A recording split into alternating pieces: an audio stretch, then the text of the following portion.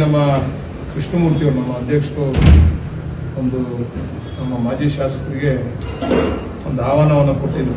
ನಮ್ಮ ಮೇಲೆ ಅಲಿಗೇಷನ್ ಮಾಡಿದ್ರಲ್ಲ, ಅಲಿಗೇಷನ್ ಬಗ್ಗೆ ಚರ್ಚೆ ಮಾಡಲಿಕ್ಕೆ ಒಂದು ಆಹ್ವಾನ ಕೊಟ್ಟಿದ್ರು. ಅವರು ನಮ್ಮ ಪಾರ್ಟಿ ಅಧ್ಯಕ್ಷರು ಅವರು ಕೂಡ ಇಲ್ಲಿದ್ದಾರೆ. ನಮ್ಮ ರಾಮನ್ ಸಾಹೇಬ್ ಇದ್ದಾರೆ, ನಮ್ಮ ಅಶೋಕ್ ಅವರು ಇದ್ದಾರೆ, ನಮ್ಮ ಗುರು ನಮ್ಮ ಅಶೋಕುಮಾರ್ ಅವರು ಅಲ್ಲಿದ್ದು ಎಲ್ಲ ಇದ್ದಾರೆ. ನಮ್ಮ ಸ್ನೇಹಿತರುಗಳೆಲ್ಲ ಇಲ್ಲಿದ್ದಾರೆ.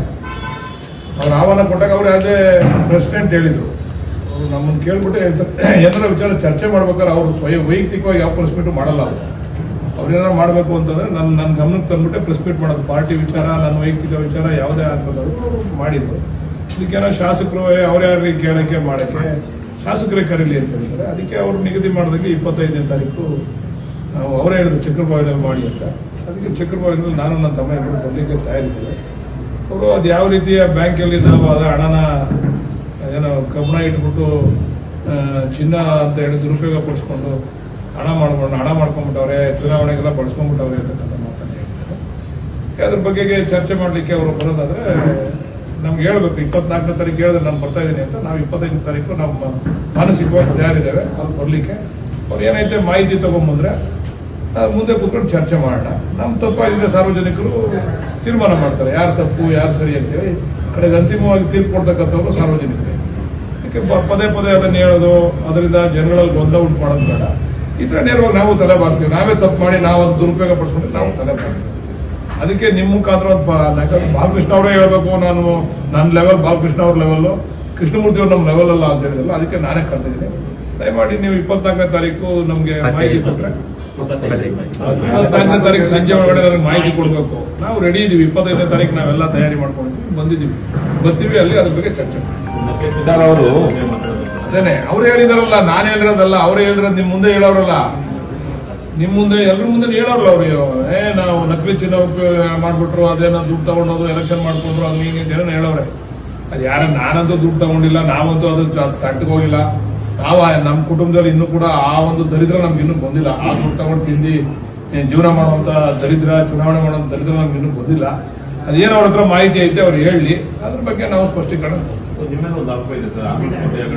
ಅದು ಆಮೇಲೆ ಅಂತ ಹೇಳವ್ರೆ. ಅದ್ರ ಬಗ್ಗೆ ಈಗ ಚರ್ಚೆ ಮಾಡಬೇಡಿ. ಈಗ ಬನ್ನಿ 25 ಅಷ್ಟೇ. Only one point, only one subject. ಅದು ಆಮೇಲೆ ನನ್ನ ಹತ್ರ ಈಗ 600 ಕೋಟಿ ಹಗರಣ ಮಾಡಿಲ್ಲ ಅಂತ ನಾನು ಅನ್ಕೊಂಡಿದ್ದೀನಿ ಅಲ್ವಾ. ಅವ್ರ ಹತ್ರ ಹಗರಣ ಆಗಿದೆ ಅನ್ನೋದ್ರ ಬಗ್ಗೆ ಮಾಹಿತಿ ತಮ್ಮ ಮುಖಾಂತರ ನನಗೆ ಕೊಟ್ರೆ ಅದನ್ನ ಪರಿಶೀಲನೆ ಮಾಡಿ ಅದನ್ನ ಒಂದು ಡೇಟ್ ಫಿಕ್ಸ್ ಮಾಡೋಣ. ಅದ್ರದ್ದು ತಪ್ಪಾಗಿದ್ರೆ ನನ್ನ ಮೇಲೆ ಶಿಕ್ಷೆ ಆಗಿದೆ. ಹಿಂದೆ ನೀವು ಪೋಸ್ಟ್ ಮಾಡಿದ್ರೆ ಈಗೆಲ್ಲ ಏನೋ ಲಾರಿ ಗಿರಿ ಅದೇ ಅಂತ ಹೇಳೋರೆ. ಲಾರಿ ಹತ್ರ ಅದೇ ಲಾರಿ ತಗೋಬರ್ತೀವಿ ಅಂತ. ಒಂದ್ ಬೇಕಾದ್ರೆ ಲಾರಿ ನಾವು ಟೆಂಪೋನ ಕಳ್ಸೋದ್ರು ಕಳ್ಸಿಕೊಡ್ತೀವಿ. ನೀವ್ ಯಾರ ಹೋಗ್ಬೇಕು, ಸುಮ್ನೆ ಯಾರ ಮಧ್ಯದಲ್ಲಿ ಹೋಗ್ಬೇಡ. ನೀವು ಮಾಧ್ಯಮದವರು ಅದನ್ನ ತಗೊಂಡು ಅವ್ರ ಸ್ವಾಮಿ 600 ಕೋಟಿ ಹಗರಣ ಆಗಿದೆ ಸ್ವಾಮಿ, ನೀವು ಬನ್ನಿ ಅಂದ್ರೆ ನಾನು ಬರುತ್ತೆ.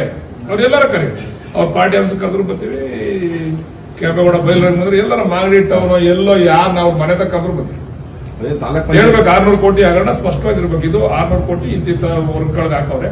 ಇದೆಲ್ಲ ಒಂದು ಕೆಲಸ ಆಗಿಲ್ಲ, ತಿದ್ಬಿಟ್ಟವ್ರು ಇದನ್ನೆಲ್ಲಾನು. ಇದಕ್ಕೆಲ್ಲ ಯಾರ್ಯಾರು ಪಾತ್ರದಾರರು ಹೇಳ್ಬೇಕು, ಸ್ಪಷ್ಟವಾಗಿ ಹೇಳ್ಬೇಕು.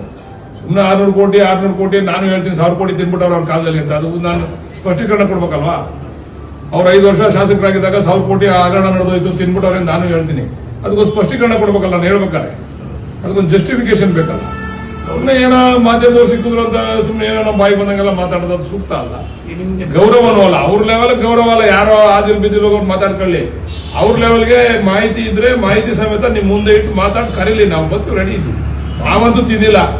ನಿಮ್ಗೆ ದಾಖಲೆ ಕೊಡ್ತಾರಂತೆ, ನಿಮ್ ಮುಖಾಂತರ ತಗೊಳ್ಳಿ, ನಮ್ಮ ಮುಖಾಂತರ ಕೊಡಿ. ನೀವು ಅದಾಗಿದ್ದೀವಿ ನೀವು ಹೇಳಬೇಕಂತೆ. ಹಗರಣ ಅಂತ ಹೇಳ್ದವ್ರು ಯಾರು? ನಾನು ಹೇಳಿದ್ದೀನಿ. ನೀವು ದಯಮಾಡಿ ಸುದ್ದಿ ಅವರೇ, ದಯಮಾಡಿ ನಾನು ಪರಿಶೀಲನೆ ಮಾಡಕ್ ನಾನು ಆಡಿಟ್ರಲ್ಲ. ದಯಮಾಡಿ ಒಂದ್ ಸ್ವಲ್ಪ ಅರ್ಥ ಮಾಡ್ಕೊಳ್ಳಿ. ಕರೆಕ್ಟ್ ಆಗಿ ನೀವು ಇದು ದುರುಪಯೋಗ ಆಗಿದೆ, ಇದು ಇಷ್ಟು 600 ಕೋಟಿ ಯಾವ್ಯಾವ ಕಾಮಗಾರಿಗೆ ಹಾಕಿದ್ರೆ 600 ಕೋಟಿ ಯಾವ ತರ ದುರುಪಯೋಗ ಆಗಿದೆ ಅನ್ನೋದು ಅವ್ರ ಹತ್ರ ಇರ್ಬೇಕಲ್ಲ ಮಾಹಿತಿ.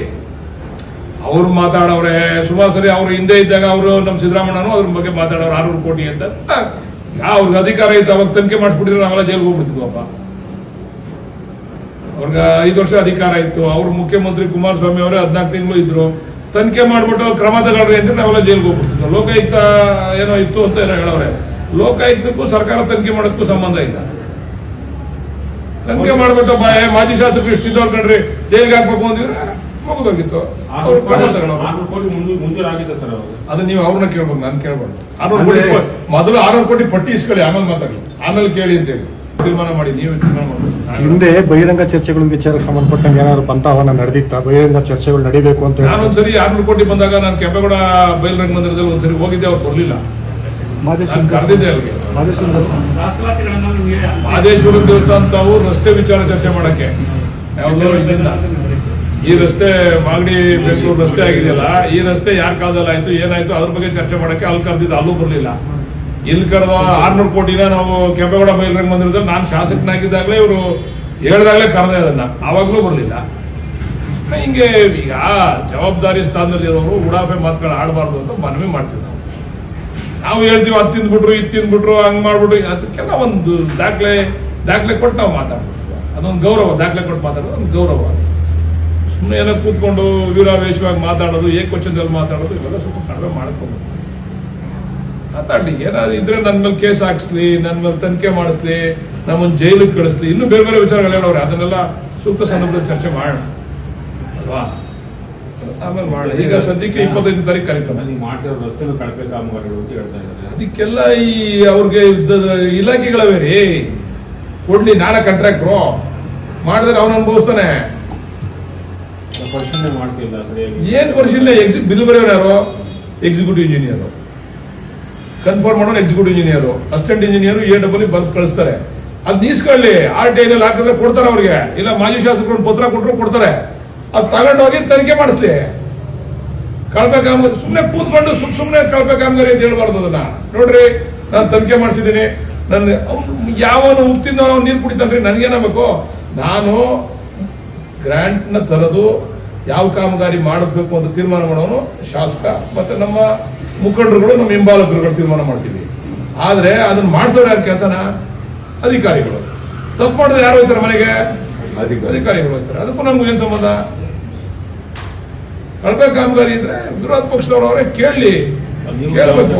ಮೊನ್ನೆ ಅವ್ರು ಯಾರೋ ಬಿಡದಿಗಳು ಕೇಳಿದಾಗ ನಾನೊಂದು ಸ್ವಾಗತ ಬಯಸ್ತೆ, ಕೊಡ್ರಿ ತನಿಖೆಗೆ ಅಂತಂದೆ. ಬಿಡದಿಯವರೊಬ್ಬ ಸ್ನೇಹಿತರು ಕೇಳಿದ್ರು ನನ್ನ, ಇಲ್ಲಿ ಯಾರೋ ಕಳಪೆ ಸ್ವಾಗತ ಬಯಸ್ತೆ, ಇನ್ನೂ ಬೇರೆಯವ್ರನ್ನೆಲ್ಲ ಹಾಕಿ ಕೇಳ್ರಿ, ಕೊಡ್ರಿ ಅಂತಂದೆ. ಇಂಜಿನಿಯರ್ಗಳು ಅಲರ್ಟ್ ಆಯ್ತಾರೆ, ಒಳ್ಳೆ ಕೆಲಸ ತಗೋತಾರೆ. ಬೆಳಿಗ್ಗೆ ನಮಗೂ 108 ಕೆಲಸ ಇರ್ತವೆ, ಓಡಾಡ್ತಾ ಇರ್ತೀವಿ. ಇವ್ರಿಗೆ ಒಳ್ಳೆ ಕೆಲಸ ಮಾಡ್ತಾವ್ರೆ, ಮಂಜು ಅವ್ರು ಮಾಡ್ಲಿ, ಅದನ್ನ ಮುಂದುವರಿಸಲಿ ಅಂತ ಹೇಳಿದ್ದೀರಮ್ಮ. ಹಾಗಾದ್ರೆ ಮಾಜಿ ಶಾಸಕರು ಎಲ್ಲೋ ಒಂದ್ ಕಡೆ ಜನಗಳನ್ನ ದಿಕ್ತಪ್ಸೋಕ್ಕೋಸ್ಕರ ಈ ತರ ಹೇಳಿಕೆ ಹೇಳ್ಕೊಡ್ತಾರೆ ಬಾಲಿಶವಾಗಿ. ನೀವು ಅವ್ರನ್ನ ಕೇಳ್ಬೇಕು, ನಾನು ಆ ಹೇಳಿಕೆ ಹೇಳಕ್ ತಯಾರಿಲ್ಲ. ಅವ್ರನ್ನ ಕೇಳ್ಬೇಕು, ಇವೆಲ್ಲ ಪ್ರೂವ್ ಆಗ್ಬೇಕಲ್ಲಪ್ಪ. ಹೇಳಿದ್ರವೆಲ್ಲ ಪ್ರೂವ್ ಆದ್ರೆ ಇಲ್ಲ ಅವ್ರು ಕರೆಕ್ಟ್ ಆಗೈತೆ ಅಂತ ಹೇಳ್ಬೋದು. ಅದು ಸರಿ ಇಲ್ಲ ಅಂತಂದಾಗ ದಿಕ್ತಪ್ಸಕ್ಕೆ ಅಂತ ಅರ್ಥ ಮಾಡ್ಕೊತಾರೆ ಜನ. ಅದೇ ಬೇರೆ ಗಾಳಿಯಲ್ಲಿ ಗುಂಡೊಡಿತಾವ್ರೆ ಅಂತ ಚರ್ಚೆಗೆ ಬರ್ಲಿ, 25 ಕೇಳೋಣ. ಅವ್ರೇನು ಅಲ್ಲಿಗೆ ಬರಲ್ಲ, ತಾಲೂಕ್ ಪಂಚಾಯತ್ 25 ಅಂತ ಎಲ್ಲ ಒಂದ್ ಕಡೆ ಹೇಳ್ಕೊಡ್ತಾರೆ. ಹೇಳೋರಲ್ರಿ, ಸ್ಪೆಸಿಫಿಕ್ ಈ ಕೇಸಿಗೆ ಮಾತ್ರ ಬರ್ತೀನಿ ಅಂತ ಹೇಳೋರು. ಬರ್ಲಿ, ಅದಕ್ಕೆ ಬರ್ಲಿ. ತಾಲೂಕ್ ಆಫೀಸ್ಗೋ ಇನ್ನೊಂದಕ್ಕೆ ಈ ಬಾಕಿವೆಲ್ಲ ನೀವು 600 ಕೋಟಿ ಅವೆಲ್ಲ ಎಲ್ಲೆಲ್ಲಿ ಕರೀತಾರೋ ಅಲ್ಲ ಬರ್ತೀವಿ ನಾವು. 24th ಸ್ಪಷ್ಟೀಕರಣ ಕೊಡಬೇಕು. 24th 24 ನೀವು ಮಾಧ್ಯಮದವ್ರ ಮುಖಾಂತರ ನನ್ನ ಅವರೇ ಕರಿಬೇಕು ಅಂತ ಹೇಳೋರು, ನಾನೇ ಕರೆದಿದ್ದೀನಿ. ನೀವು 24ನೇ ತಾರೀಕು ಸಂಜೆ 6 ಗಂಟೆ ಒಳಗಡೆ ನೀವು ನನಗೆ ಹೇಳ್ಬೇಕು, ರೆಡಿ ಅವರೇ ಬರ್ತಾರ ಇಲ್ವೋ ಅಂತ. ಸುಮ್ನೆ ನಾನ್ ಬಂದಾಗ ಕಾಯ್ಕೊಂಡು ಕೂತ್ಕೊಳ್ಳ. ನೀವು ಅವ್ರು ಕನ್ಫರ್ಮ್ ಮಾಡಿ ನಾನು ಬರ್ತೀನಿ ತಗೊಂಡು ಹೋದ್ರೆ ನಾನ್ ಬರ್ತೀನಿ 25. ಇಲ್ಲ ನಮಗ್ ಬೇರೆ ಕೆಲಸವೇ ನಾವು ಮಾಡ್ಕೊತೀವಿ 25ನೇ ತಾರೀಕು. ದಾಖಲಾತಿಗಳನ್ನ ಅಂಚೆ ಮೂಲಕ ನಿಮಗೆ ಕಳಿಸಿರೋದು ನಿಜ? 600 ಕೋಟಿ ಇರೋದು ಅದು ನನಗೆ ಗೊತ್ತಿಲ್ಲ, ನನಗಂತೂ ಸಿಕ್ಕಿಲ್ಲ. ಯಾವ ಅಂಚೆ ಎಲ್ಲಾಕವ್ರ ಯಾವ ಲೆಟರ್ ಎಲ್ಲಾಕವ್ರ ನನಗಂತೂ ಗೊತ್ತಿಲ್ಲ. ನನಗಂತೂ ಗೊತ್ತಿಲ್ಲ ಎಲ್ಲಿ ಬಂದದೆ ಅಂತ. ಎರಡು ಕಳಿಸಿದ್ದೀವಿ. ಈಗ ಒಂದು ಯಾವ್ದೋ ಪಟ್ಟಿ ತಗೊಂಡ್ಬಿಟ್ಟು ಕಳಿಸಿದೀನಿ ಅಂತ ಅಲ್ಲ, ಸ್ಪೆಸಿಫಿಕ್ ಆಗಿ ನೀವು ಐಡೆಂಟಿಫೈ ಮಾಡಿ ಇದು 600 ಕೋಟಿ ಇಷ್ಟ ಆಗಿದೆ, ಇಂತಿಂತ ರಸ್ತೆಗಳು ಇವೆಲ್ಲ ದುರುಪಯೋಗ ಆಗಿದೆ, ಇದಕ್ಕೆಲ್ಲ ಯಾರ್ಯಾರು ಹೊಡೆ ಅಂತ ಅದನ್ನ ಹಾಕ್ಬೇಕು. ಸುಮ್ಮನೊಂದು ಬುಕ್ ತೋರಿಸ್ಬಿಟ್ಟು ನಿಮ್ಗೆ ನಾನು ಕಳಿಸ್ತಾ ಇದೀನಿ ಅಂತ ಯಾವ್ದೋ ಬುಕ್ಲೆಟ್ ಕಳಿಸ್ಬಿಟ್ರೆ ಸಂಬಂಧಪಟ್ಟದ್ದು ಹಾಕ್ಲಿ. 600 ಕೋಟಿ ಕೊಡ್ಲಿ, ಪಟ್ಟಿ ಕೊಟ್ಟು ಮತ್ತೆ ನೀವು ಪಟ್ಟಿ ಇಸ್ಕೊಳ್ಳಿ. 600 ಕೋಟಿದ 600 ಕೋಟಿ ವರ್ಕನ್ ಪಟ್ಟಿ ಇಸ್ಕೊಳ್ಳಿ. ಆಮೇಲೆ ಅದು ಸರಿನಾ ಇಲ್ವೋ ಅನ್ನೋದು ಆಮೇಲೆ ನಾವು ತೀರ್ಮಾನ ಮಾಡುವ.